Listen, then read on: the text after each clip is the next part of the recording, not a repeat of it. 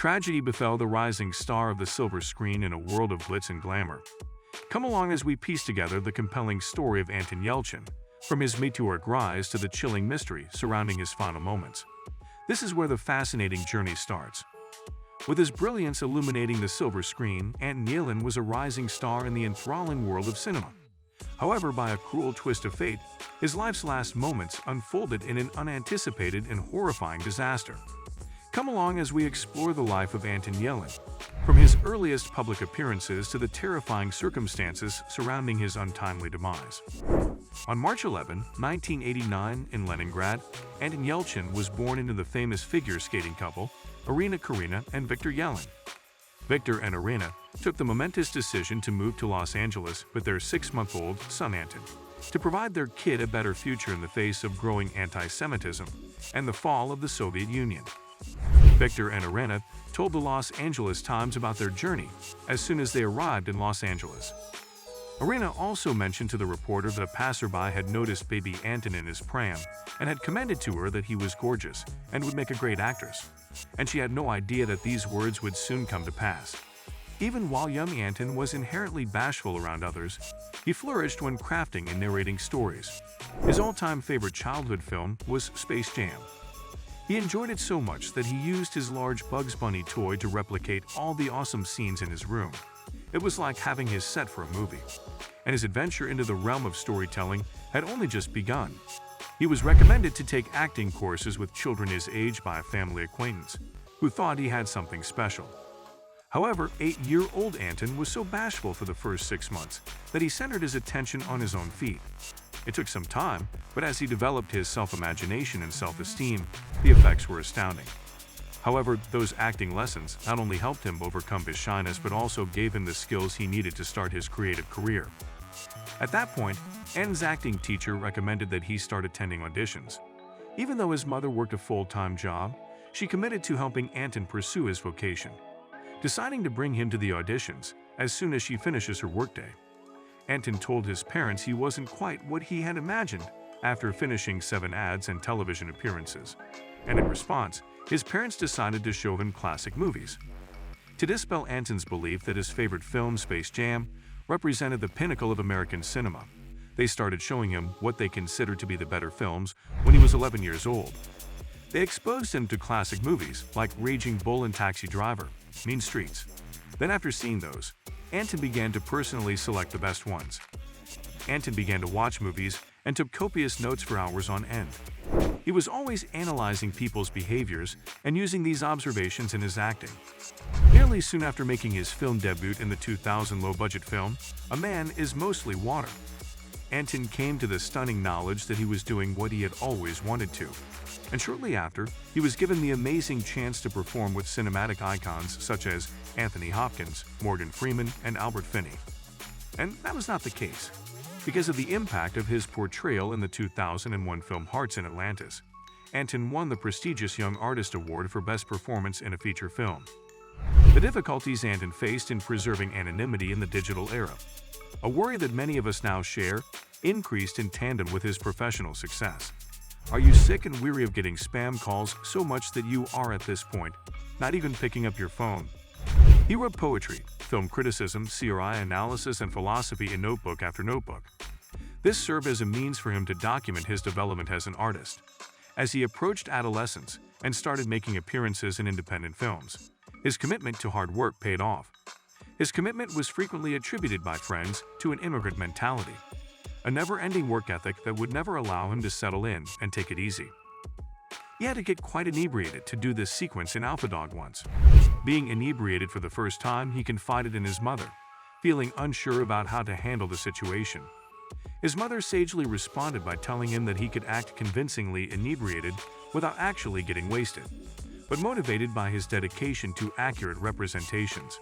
To better comprehend the sensation, Anton chose to go against his comfort zone and took 3 tequila shots from his parents' liquor cabinet, with a distinct and committed approach to his profession.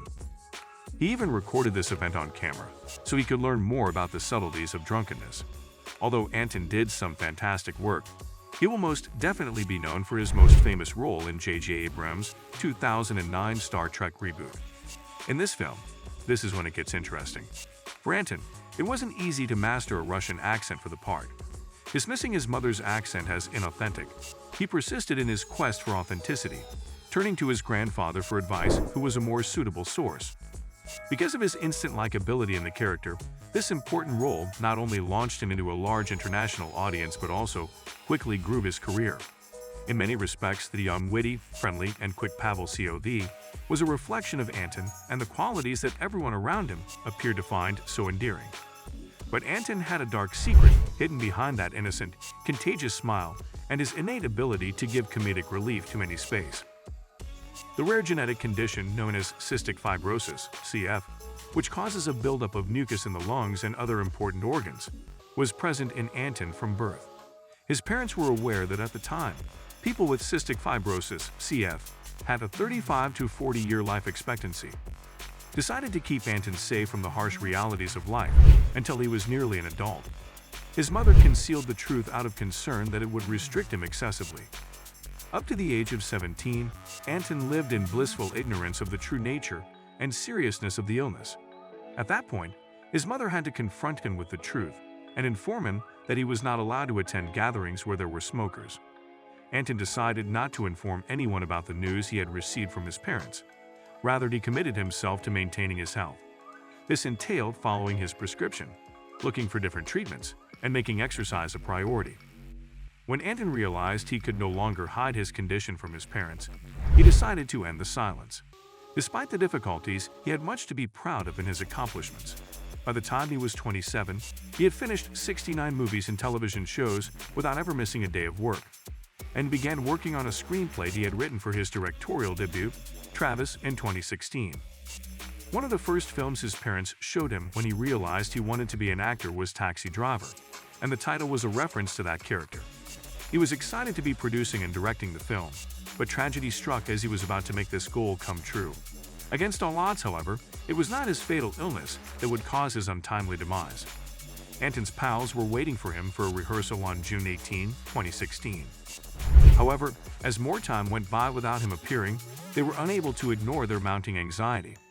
They traveled to Anton's San Fernando Valley home, where they had seen innumerable instances of inventiveness and laughter, to solve the mystery. They were hoping to find their friend unharmed, maybe caught up in a delay or unanticipated incident, but there was a sense of worry as they got closer to the house. As they got closer to the driveway, the feeling changed from worry to a depressing conclusion. They would never forget the image that was there in the last of the light.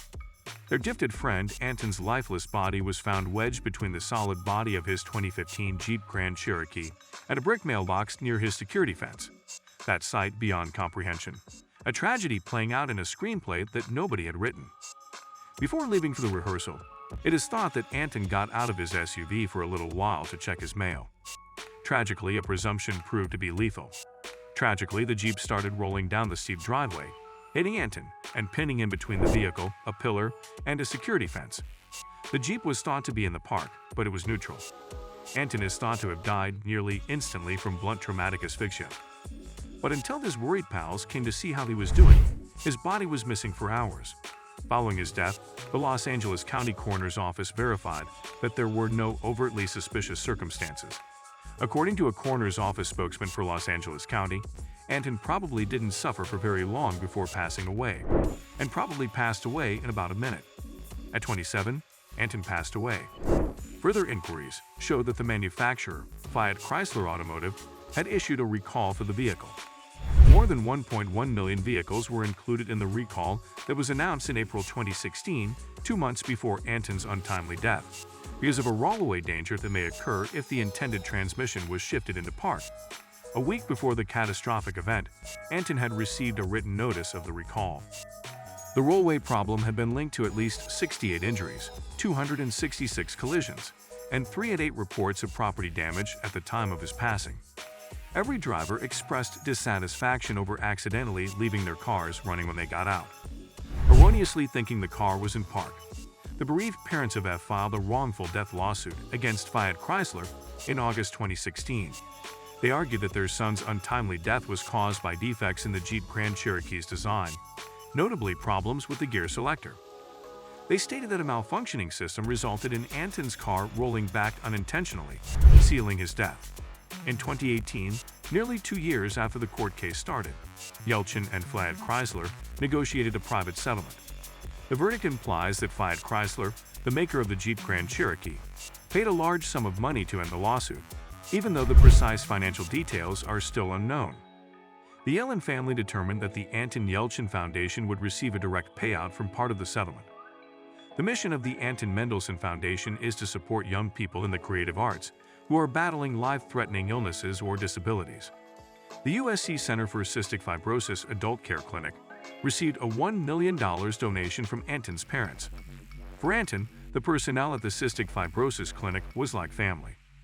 Furthermore, the settlement money went toward making a documentary on Anton's life, love, and Tusha, a moving tribute to the gifted actor that included Chris Pine and several former co-stars Kristen Benton, Zoe Saldana, and Jennifer Lawrence, paying tribute to Anton. Following Anton's passing, condolences for the loss of such a young talent, as well as praises for his charisma and charm proliferated. The Star Trek writers decided not to recast the character of Pavel Cov and promised to remove him from any further Star Trek movies. A month following his untimely death, the third rebooted Star Trek movie he starred in was released. In an interview, J.J. Abrams, the director and producer of Star Trek, revealed that Anton was our younger brother. However, in terms of years, he was the most intelligent, perceptive, and insightful person we had ever met. His laugh was so ridiculous that it was impossible to listen to it without laughing too. He was incredibly skilled, hilarious, edgy, and wild. His devotion and focus, as well as his appreciation of music and literature from family and friends, were admirable. Let the remarkable journey of Anton Yelchin, a gifted artist who left us too soon, inspire and serve as a reminder of how fleeting life is. If you enjoyed reading about this exploration, be sure to check out our next tales. Get more compelling stories about people who have had a lasting impact on our world by subscribing today. Watch this space for more stories that delve deeper into the human experience beyond the silver screen. Subscribe to ensure you never miss a thing.